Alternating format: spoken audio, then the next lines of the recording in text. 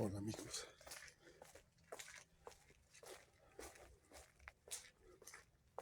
nuevamente aquí. Son las 4 de la mañana. Como se darán cuenta, hay feria.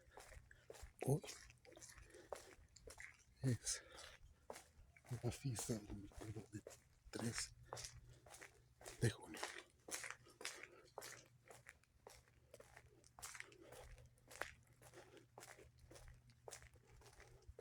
Miren cómo está la situación.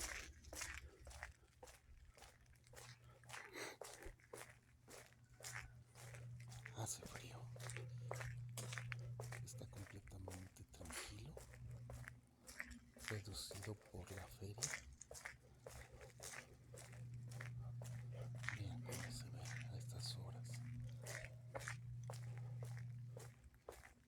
Cheque nada más. Está solo.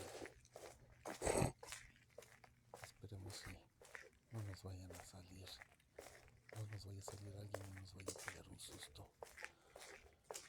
Así luce la feria y los puestos a estas horas de la mañana. Lo importante es de que dejó de llover.